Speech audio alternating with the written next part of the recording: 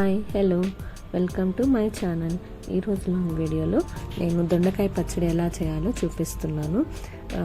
మీకు కావాల్సిన దొండకాయలు తీసుకొని నీట్గా క్లీన్ చేసుకొని ఇలా సన్నగా తరిగి పెట్టుకోవాలన్నమాట.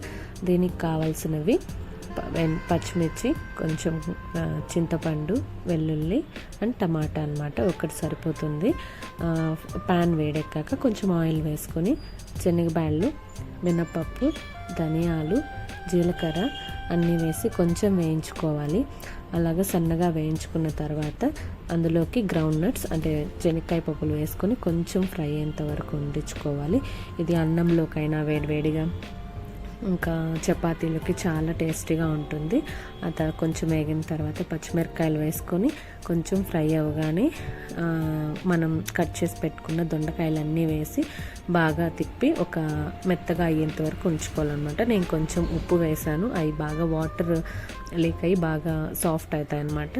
ఉప్పు అవి వేసుకొని మూత పెట్టేసుకొని ఒక 5 to 10 minutes దాకా కలుపుతూ తీస్తూ పెట్టుకోవాలన్నమాట. అలాగా కొంచెం వేగిన తర్వాత అందులోకి టమాటాలు, కొంచెం పసుపు వేసి మళ్ళీ వేయించుకుంటాను. ఇలా చేసుకుంటే పచ్చివాసన లేకుండా చాలా టేస్టీగా ఉంటుందన్నమాట. టమాటా కూడా సాఫ్ట్ అవ్వాలి. వెల్లుల్లి కూడా వేసాను, చింతపండు, పసుపు కూడా వేసి అన్నీ ఒకసారి క్లోజ్ చేసి పెట్టేసుకొని ఒక 5 to 10 minutes లో ఫ్లేమ్లో బాగా వేయించుకోవాలన్నమాట, పచ్చివాసన అంతా పోయేంత వరకు.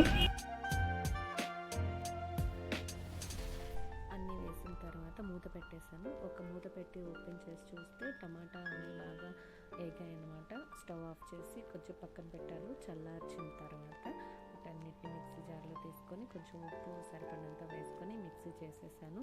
సో ఇలా టేస్టీగా రెడీ అయిపోయింది. సో దీనికి ఫైనల్గా మనం తిరగమాత పెట్టాలన్నమాట. అన్ని ఆవాలు, జీలకర్ర, కొంచెం కరివేపాకు, ఎండుమిర్చి వేసి ఫైనల్గా మన దొండకాయ చట్నీ రెడీ అయిపోయింది. వేడి వేడి అన్నంలోకి సర్వ్ చేసుకొని తింటే చాలా టేస్టీగా ఉంటుంది. Thank you. Subscribe to my channel.